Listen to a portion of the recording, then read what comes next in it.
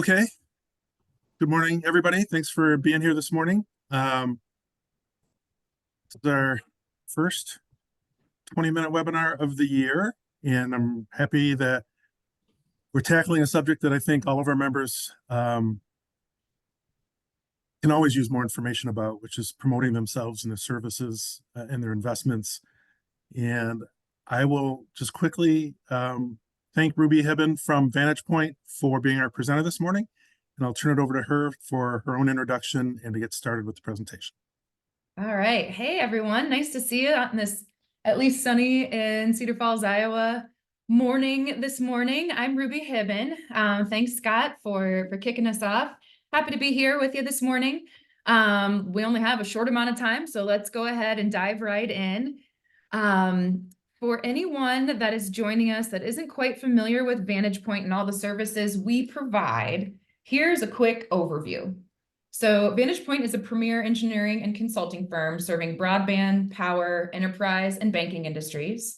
Companies, cooperatives, and communities like yours leverage Vantage Point's extensive technical and regulatory expertise to protect their operation, connect to end users, empower staff to excel, and rise beyond the countless challenges facing and defining modern business environment. We've got unparalleled experience in network engineering, regulatory and business consulting, OSP implementation, cybersecurity, risk mitigation, managed services, and marketing. We enable service providers of all types to elevate their organization with professional guidance and technical caliber. We are an employee-owned company, and our 500 staff are personally committed to long-term success of our hundreds of clients coast to coast, including the great state of Michigan. If you're wondering where the marketing services part of Vantage Point fits in, it's right here in the operations and strategy. As Scott mentioned, I'm Ruby Hibben. I have about a decade of marketing agency experience, serving clients like you, all sizes, all types, all skill levels, from big to small, giant teams to one-person shows. The team that is newer to Vantage Point, as Vantage Point is built on marketing services, is unique in this industry since Vantage Point has its foundations in engineering and consulting, specific to intricacies broadband providers face. Our expert team provides solutions for branding, lead gen campaigns, consumer surveys and research, content and graphics solutions, product development, web and digital presence development in the area we'll focus on today, public relations, and community impact. So you're investing in your network, you're launching a new community initiative, you have a new product offering, there's lots of types of big news, right? How are you going from initial strategy to on air? The best announcements positively manage how others see and feel about your brand, and also provide a roadmap for the reader to learn more. Your stakeholders should be left with a feeling of, heck yeah, I know what the heck's going on. I know how they get there. I know why it matters. And I know what I'm supposed to do next. What we'll talk through today is a starting place to make sure the right people are hearing the right things to inspire confidence, inspire trust, and motivate them to action. So before diving into the details of your big news, of your announcement, it's crucial to define the story's essence. What's the swagger? We need to understand not just what happened, but why it matters to the people who are hearing the message. By clarifying this narrative, you can ensure that your message is compelling and relevant and that it resonates. It's important at this stage to identify, when you're understanding the story, what elements will make this release most compelling. And this is a starting point because I'm a habits person, 7 habits person. You got to begin with the end in mind. So could a short explainer video enhance the information? What pictures would make this release really sing? Hopefully, if you have a picture, it's got some faces in it. The studies show that people spend more time in my past world, we would do a analysis of new web images on your website. And it's amazing when you do the eye scanning technology. I'm sure they have a better name for that. but the amount of time, if you have a hero image on your site and the amount of time people spent looking at people's smiles and particularly their teeth, that blows all of the other data out of the water. So if you're going to have an image, does it have some faces in it? Is it not just a hole in the ground? Is the core message a bit complicated for the average user?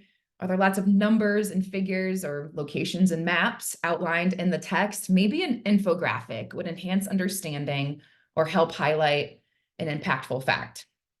And finally, think through, how does this announcement tie back to your brand's key mission? Do you have a brand message house, so to say, to ensure your tone and personality of your brand come through?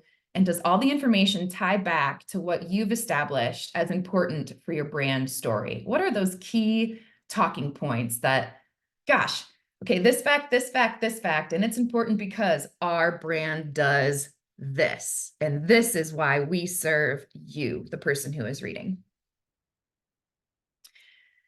The next step is identify key messengers. So the choice of spokesperson that you choose to help enhance your big announcement can significantly impact how your announcement is received.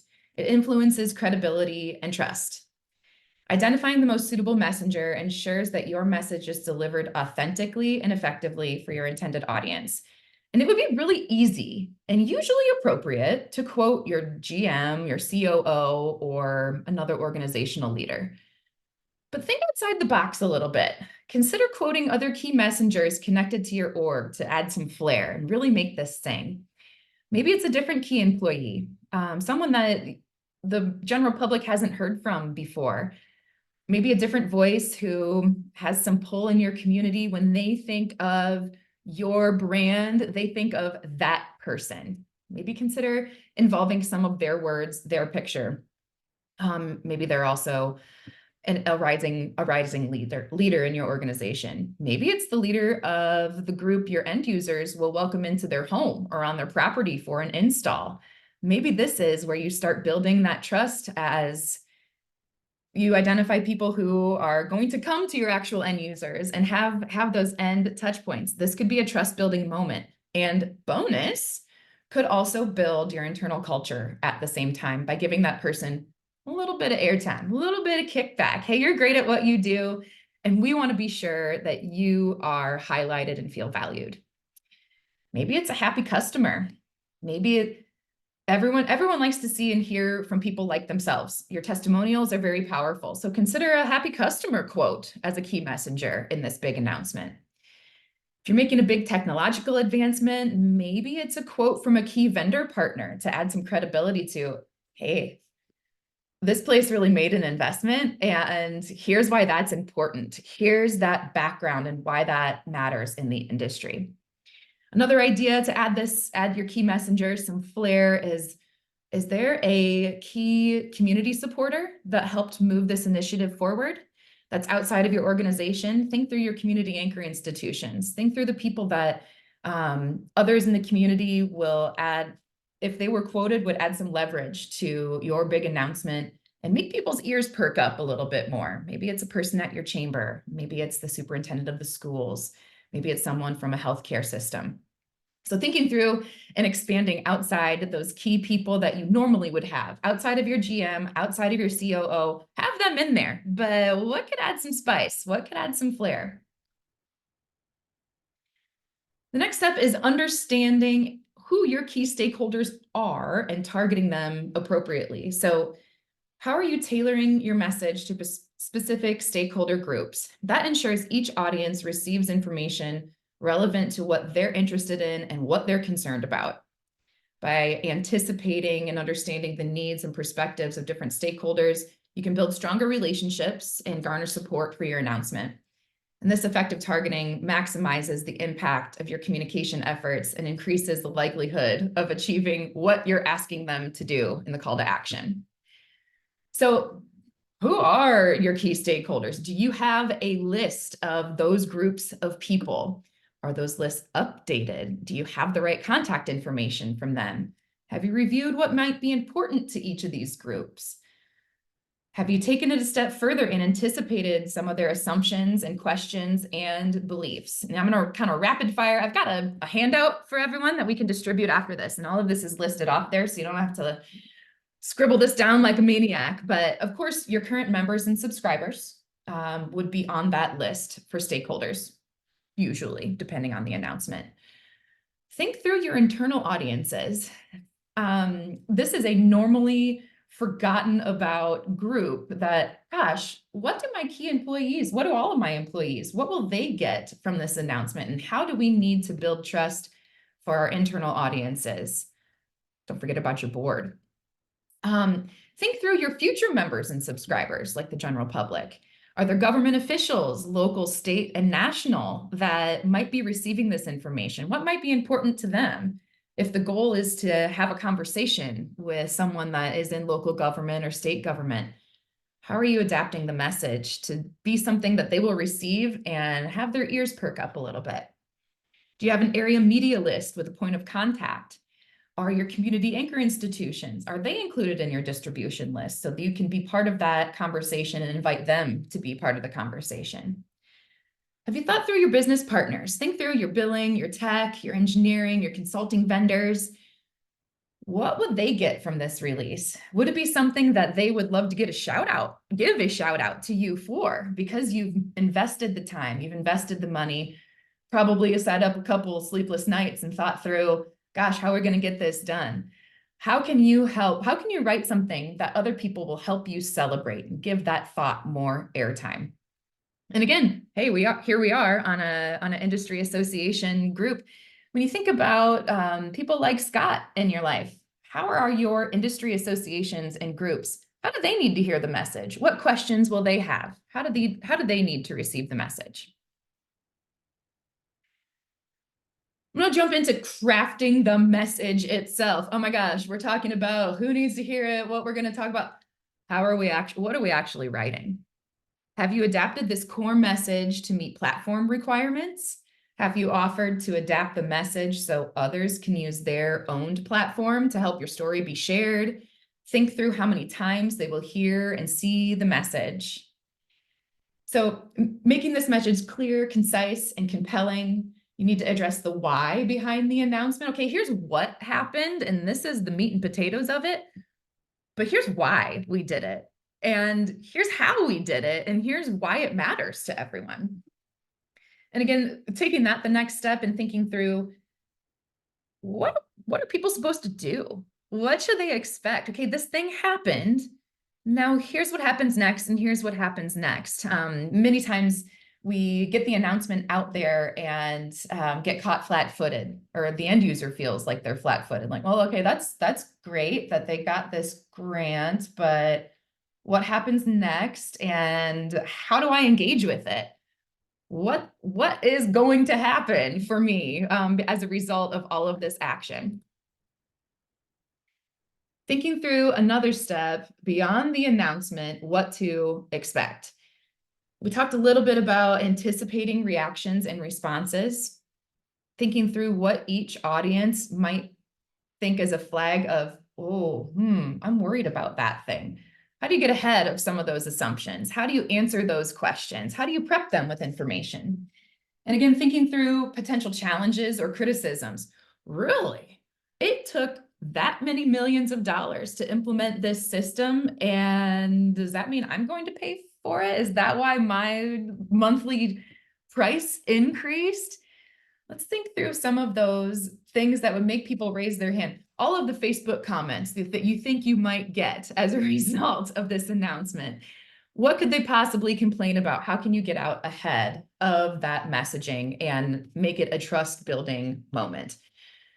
And taking this step further, again, what are you establishing for channels for feedback and communication?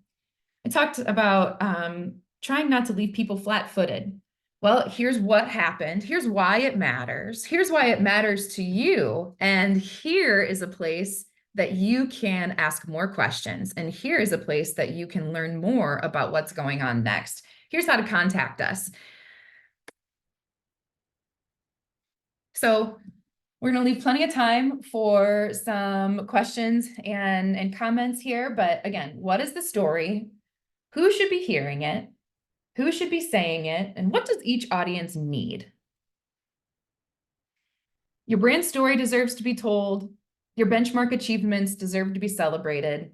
And great storytelling empowers your audience to cheer you on and heck, maybe even share it themselves. So in conclusion, it's important to get ready to get ready. That sounds confusing, but gosh, if you think through all of these different chunks, do you have your brand message house ready to go? Do you have updated lists? Are you ready to tie this message back to some of your core branding elements?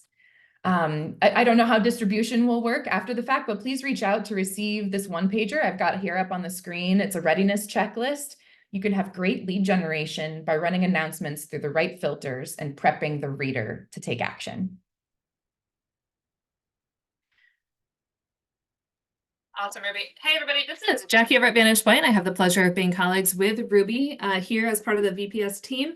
I did just put her email address there in the chat. And so if anybody wants to reach out to her directly to access that PR checklist, now you have that easily and accessible to you. Ruby and I have the honor, I guess we'll call it, of working in the world of marketing and communications and PR. And so there were a number of things, Ruby, that I think are really common knowledge to us, but I think we have some folks on today that don't come from that background. So a couple just clarifying points. When we were talking about websites and images and pictures, we were talking about those eye tracking studies and how people really like to see other human beings in the hero image. Can you talk about what the hero image is as opposed to other images that might be on someone's website or other media? You bet. So many of the websites right now in the world have a big image across the top. That's typically called a hero image. Many of websites that I'm running across in the industry right now are big and bold. Here's my product.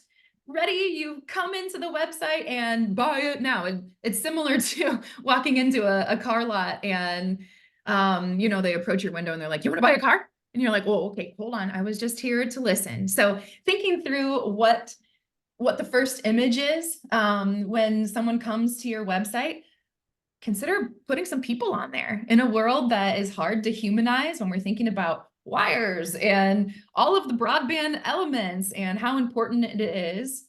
It's important to realize, especially for local ISPs, to say, "Hey, guess what? There's real people on the other end of this line." And adding humans to hero images is a good way to help humanize your company, humanize the industry. Thank you. I also just noticed that I had a typo in my chat. So everybody, that is request the PR checklist, not request the PR checklist. I apologize for that. Ruby, another thing that came to mind that I think we sometimes take for granted because we work in communications all the time, this idea of what that message matrix is and can be. When we think about your internal audience, what's the difference between your staff versus your board? What's the difference between a press release and how you phrase things versus what you're going to say as you're talking to the local Lions Club or Kiwanis or the Rotary Club? What are sort of just the nuts and bolts of taking those core messages and tailoring them to different audiences in that sort of classic message matrix? Good question. So when you think about a traditional release, probably in some communications class somewhere, you've heard of the inverted pyramid, right? Still holds water, still is the general way that media likes to receive information. But that's not going to make a lot of sense when you need to pick up that information and go to your Kiwanis Club. A good rule of thumb is, what are the people that you're speaking to, what do they know about you? What kind of context buildup do you need to give them to help them understand where you're coming from and what you're going to do? It's becoming really obvious to me as I learn all of the different things that Vantage Point provides and all of the different challenges that our ISPs are up against, that the general user has no idea what it takes to implement systems. It's a obviously highly specialized area that our ISPs focus in, but like I said, the general user has no idea what it takes to implement a system, the millions of dollars and the time and dedication, and especially time. I want to really highlight that. Something else I've been noticing in the industry, when ISPs make announcements, it's like, ooh, is this the right time to do that? Because no one else can take action until a year from now or after construction starts. So adapting that message and being that reassuring voice of, we put a lot of effort and time and money into accomplishing this thing. Kiwanis Club, Rotary Club, here's the context, here's what to expect next, and being really upfront about timeline and benchmarks and making sure that all of the different points that are public facing are trust building moments, making sure that all of those things are lined up before you go and you speak. They don't need to know every single detail. That's something that, gosh, if you put yourself in that seat, how to adapt that message. Not everything in that release is going to be appropriate for the various audiences. So Jackie, I don't know if I'm really explaining or answering your question the greatest, but I think it's great. It's something that, again, once you work in communications for so long, it just makes sense how you would adapt something. So like your example there of we're announcing this big grant, or we just got this new award, or we just accepted it, enhanced ACAM, or whatever that is. Internally to your staff, it's going to be, hey, this is huge, this is going to take a lot of time, this is really exciting for our company or our co-op. Whereas externally, it's, hey, this is going to be very exciting. And you see how that timeline differential plays out between the different audiences, which again is something that I think when you think about it becomes obvious, but so often when it comes to public relations or media or communications, we don't have time to think. We don't have time to sit back and really structure what that looks like. Ruby, last question. Oh, I was just going to say another good idea in helping people understand the gravity of how you've approached the thing out in front of you. Think about pictures, think about an infographic. The ISP world is filled with numbers and data and all of these different things coming at you that are so foreign to your end user.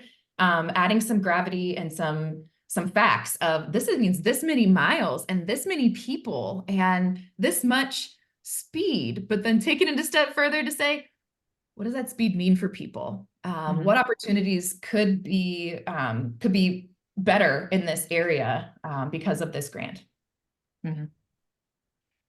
Scott, I saw you pop your video back on there, which I think is the somewhat universal signal for Jackie, stop asking questions. So I'll turn it back over to you, Scott. No, I had a couple questions. Oh, perfect. And I'm not sure if anybody else on the call does, but free to unmute if you do. I ran into a situation with a member a few years ago where they were in line to receive significant amount of support from the federal government for one of the programs. And they decided not to promote that investment externally because they were worried about the expectations that incoming money would have on their employees internally. For example, why are we spending all this money on a network? Don't we deserve more money in our salaries? Is there a way to finesse that situation so that you can still promote what you're going to be doing for your community while anticipating and somehow messaging internally that, this money in the long run will benefit all of us? That's a good question, Scott, and one that could be anticipated from internal audiences. And I'm not super clear on, there might be rules about how you can spend the money, right?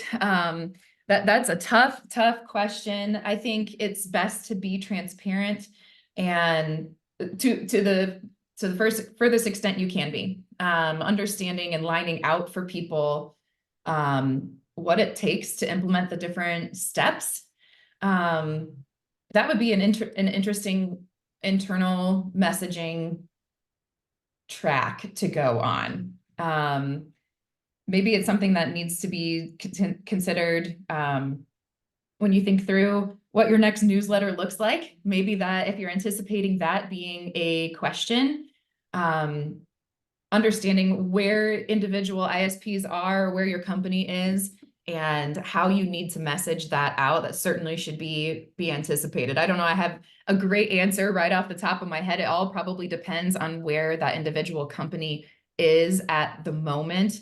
Yeah, no, Scott, that's a great question. And on a different subject, what about generative AI? I experimented with it a little bit in our newsletter recently. And before that, I used it to basically draft a couple of press releases. And you had mentioned voice, making sure that you're consistent. I didn't feel like it was my voice, and the press releases got substantially work, but it was really a helpful starting point, especially if you've never written a press release before. It puts it in the right format for you. You just need to go in and update it. Are you working with generative AI, and what's your feelings about it in general right now? Yes, well, caveat of making sure that we need to be keeping secure information secure. Never put anything in any type of generative AI program that isn't ready for public consumption. But yes, Scott, I consult generative AI. A lot of marketers should. It's a huge time saver. Understanding, especially if it's a format that you're not used to. It can get you off of Go is the short answer for me. It can provide some formatting. It can remind you of things where you're like, oh, I didn't think of having that type of section in there. But to your point, Scott, it doesn't really have a whole lot of heart. It still absolutely takes a human touch to bring it from general corporate-y, bigger weird words that you would have never normally used. It still takes heavy editing to get it to a point that matches your brand, voice, and tone.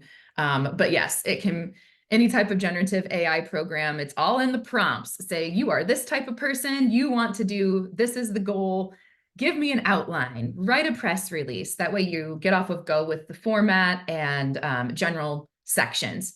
But then, of course, heavy editing, making sure that it sounds like you, acts like you, something that you could put your company name at the top of, definitely takes a human touch. Great, thank you. Jackie or anybody else? Questions? I've got one more for you. A lot of what we've been talking about today has been, or what you've been sharing with us, has been on the presumption that it's always good news. But we know that the world is not perfect. And your comment that you have to get ready to be ready. If you're a week or two late announcing something great, that's a bummer, but it's fine. But if you have a ransomware attack, if you have had an unexpected outage, if there has been something nefarious that has gone on, if there's been a scandal of some sort, we don't like to think about those things, but I think it's almost more important to be prepared for those. So from that PR readiness standpoint, how do you position yourself to kind of be ready for the things you hope don't happen? Do you have any guidance on that? I do. Yeah, I've got a deep background in crisis communication and crisis communication planning. There's a big difference. I'm trying to remember what the exact stats were. It was something like about 60% of companies or organizations have a crisis communication plan. And crisis, I mean, you could define that 100,000 different ways. From, okay, crisis, something that people need to know about that's important that might affect them, to, oh my gosh, something really horrible happened and we need to be Johnny on the spot with the words, the announcement, who needs to hear it, how they need to receive it. The get ready to get ready. This is the key part of crisis communication, understanding who should be on your lists, what their biggest concern is. Gosh, prepping to understand what that process looks like is super, super important. Like I said, about 60% of companies have a crisis communication plan, and only about 40% of people who have a plan practice it. So if you don't have a plan, think about what that might look like. Who's first in the line? Who's second in the line? Who's third in the line? Any level of crisis, who needs to hear it first? How do they need to receive it? When will they get the next information? So do you have a plan like that? Who's on your lists? Your crisis communication plan would definitely include the groups of people, the lists of people, your internal staff, who needs to do what and when. It also might include, to Scott's point, maybe you need some templates, this happened here and this is why it matters. Here's when you can expect the next update for any level of crisis. Understanding if you're ready to send that out is the first part of getting ready. I was talking to a friend of mine who works at an electric co-op, and they had a personnel crisis. A lineman had touched a live wire. He was extremely injured. He made it, but he was very, very injured. But one of the things that that person pointed out was when it came to their crisis communications and the communication piece of it, it wasn't just who was saying it, but also who wasn't. He said, you don't want the newspaper hearing this from your staff. You want it hearing it from a controlled vehicle, a controlled channel, which I thought was a really good point that unfortunately that person had learned the hard way. But training the staff on what not to say when it's something that's really sensitive like that. And also to add on to that, Jackie, training staff on if they should be talking to media at all. The whole point of the training is saying, nope, Jackie is the person who handles media inquiries, and that's it.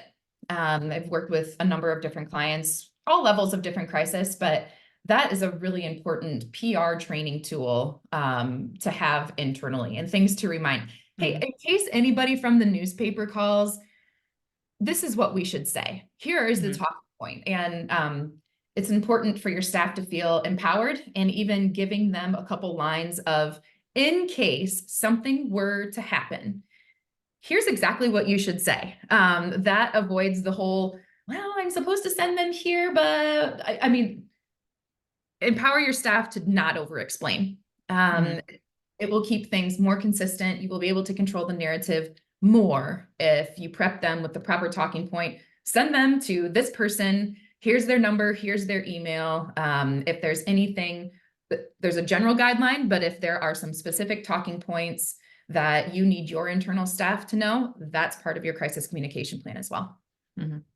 Absolutely. Ruby, I know that you and I could talk about this forever and ever, but we have 17 people here who have other things that they're going to be doing with their day. So Scott, unless you want to hear Ruby and I just jabber on, and we will, that is a promise, not a threat. I will let you wrap us up here. Well, thank you, Jackie and Ruby. Appreciate it. And thanks for everybody for being on. We will get a copy of this recording out to the membership, and I can, if it's okay with Ruby, include that talking or that checklist with that. So thanks again, and we'll see you next 20-minute webinar. Thanks, everyone. Thanks, Ruby. Thanks, Scott.